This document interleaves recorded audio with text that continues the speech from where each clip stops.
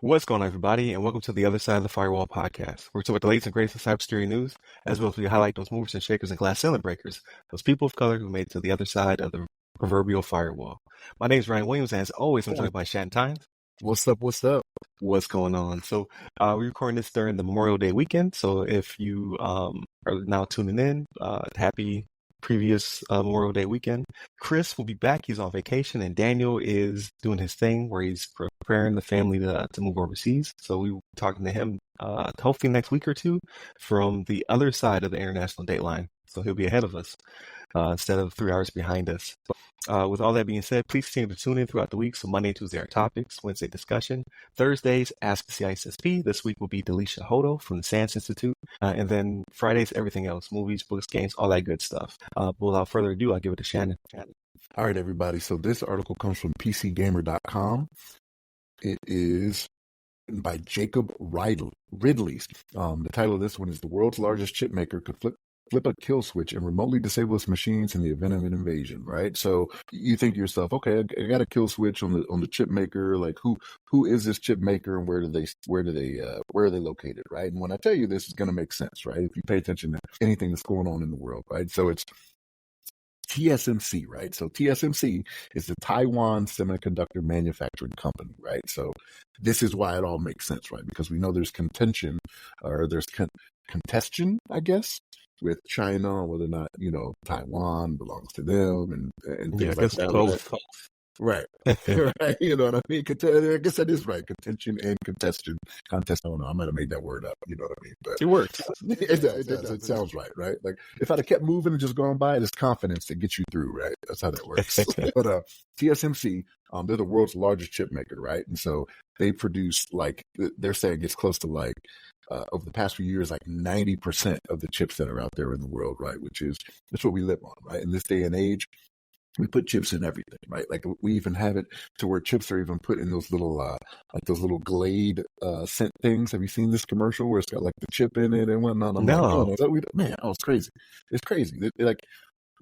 Chips are just going in everything now. It's ridiculous. But this is why they made it a point to advertise this. Like, hey, in the event of any type of takeover or anything that would deem it necessary, they have a kill switch that would be able to turn the chips off, and like their production would stop, right? Because they don't want it to fall into the hands of someone who may have nefarious intentions, right? So even though they do 90% of the chip making in the world right now, they also talk about their machine supplier, which is Dutch company ASML, who say that, yeah, because of this, like the machines aren't going to fall into hostile hands.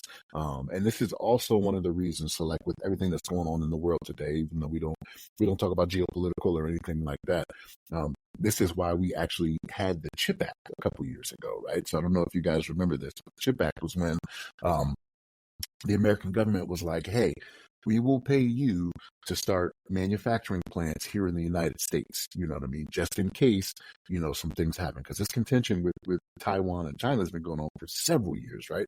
This is not new news. It's been something that's been going on. It's getting bigger and bigger, right? So with the CHIP Act out there's billions of dollars, you know what I'm saying, that the United States government is like, hey, we're going to pay you money.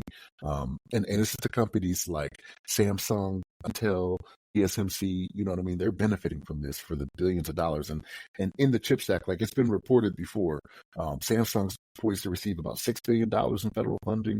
TSMC, which is who we're talking about now, set to secure about $5 billion, right? And Intel could receive as much as $10 billion.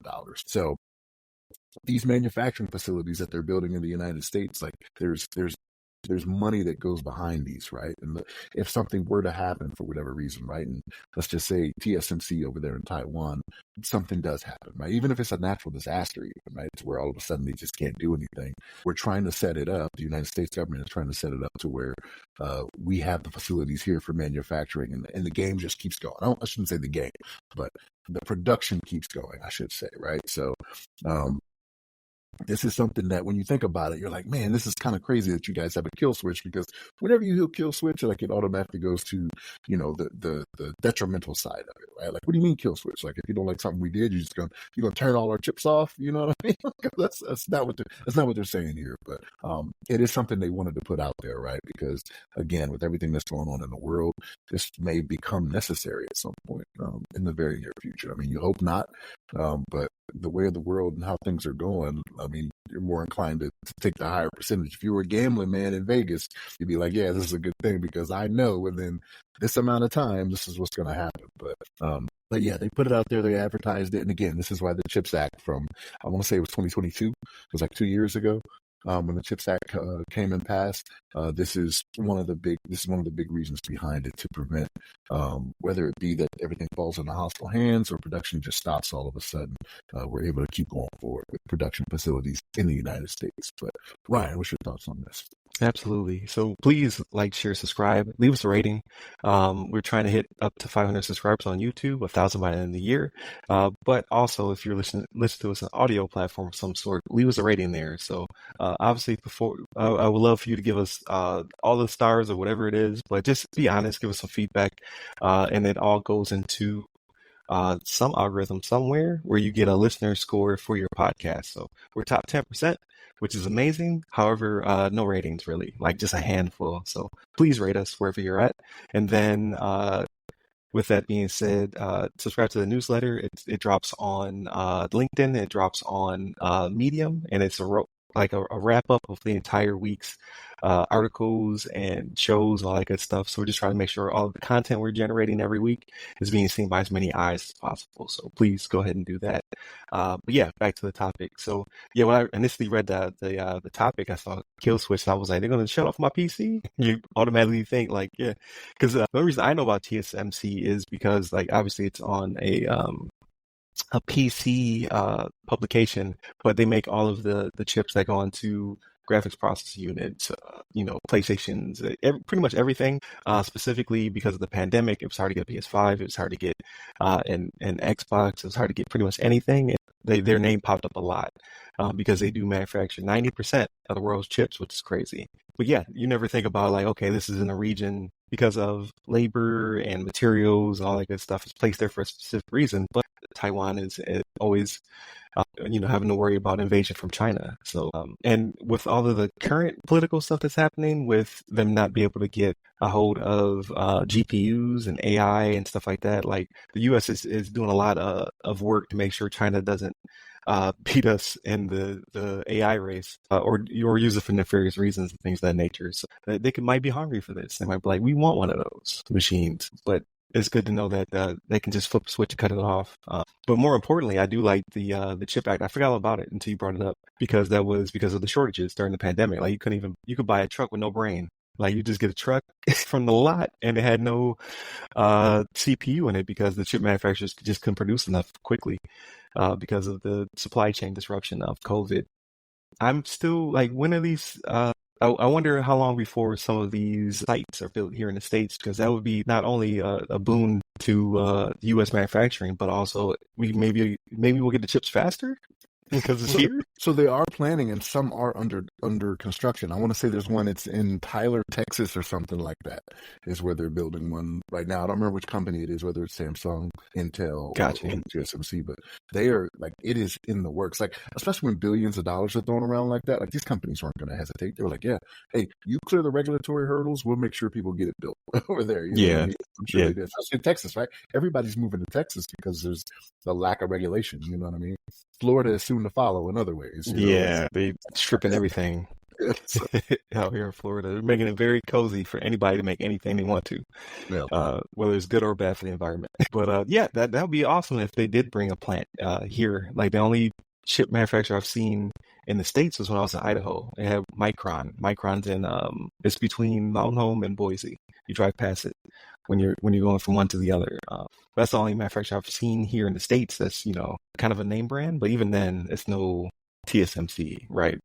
So it will be interesting to see what the future holds. It's good to know that we have, or at least that manufacturer has a backup plan in case that were to happen. It's unfortunate that it has to, exist, but again, with contention to things of that nature, like who's to say within the next 4 or 5 years, China's trying to make a run on Taiwan. They're doing exercises right now called punishment exercises because the new president was elected, and they don't like that because they're like, we have a president for you. And we are obviously doing exercises and things of that nature to show force, right? Saber rattling over there in the Pacific because of all these contentions.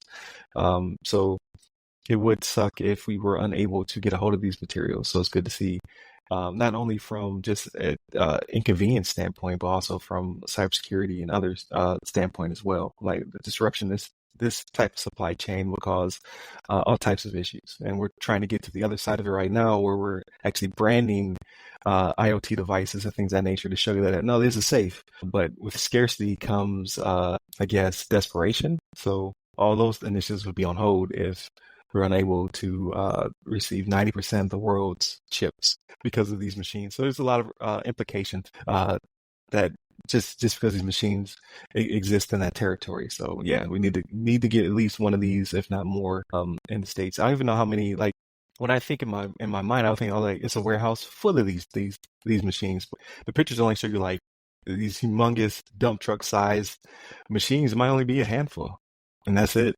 So that's kind of crazy that something we rely on so much is in scarcity to that extent, right? And I just pump them out. Yeah, it's just interesting. Like, and another thing they mentioned in the article is that it wouldn't be so easy as just they come and take over. Like there's a skill set that goes with this, right? And there's training that goes along with this. So even if they were to take over the factory for whatever reason, like if the country was invaded or whatever, there is more that goes into it. There's people that have been well trained to keep this operation going that you're just not gonna, like, whether they flee the country or whatever, right? It's not a matter of just come in, sit and press a button and that's it. You know what I mean? Right. So. Yeah. So I mean, that's scary for those people because they're gonna take the people too. That's true. They're part of the machine now. The thing is, when you think about this, and when you see this in other countries, like whenever the invasion is coming, it very seldom is it that you don't know it's coming, right? Like there's usually some type. Oh yeah, it's gonna ramp up. Mm-hmm, yeah. So these people may have already evacuated the country anyway, right? Like if they're in a position where they're working in one of these factories and they're highly trained, my thinking behind it, right? And it could be wrong, it could be dumb of me to think this way, but is they're probably a little bit more well off to where they can get out of the country if need be, right? Like they can flee the country. They have the means to do so.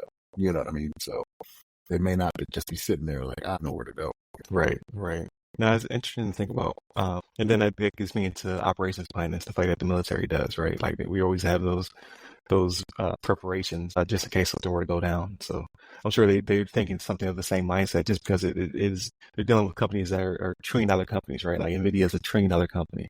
Apple makes their own silicon, but I'm sure some way they still have to go through these people to make certain things happen. So but yeah, continue to tune in. We'll see. Hopefully I take that back. Hopefully we'll never see this have to go down and then talk about it. Like, you remember we talked about this before the invasion happened? Definitely don't want to revisit this one if possible. But hit us up for all of the the articles, all of the media we create, all the videos, all the things on all of our social media platforms, either the other side of the firewall, the other side of the FW, or Ask a CISSP. This week will be Delisha Hodel from SANS Institute, so it's going to be a really good conversation. It's her second time on the podcast. And then Friday's everything else, so movies, books, games, all that good stuff. Hit up all the websites that go by her name. And then you can also hit me up. I'm at RY Security Guy. That's RYRY Security Guy. You can find me on pretty much every social media platform, either under that or Ask a CISSP. Stay safe, stay secure.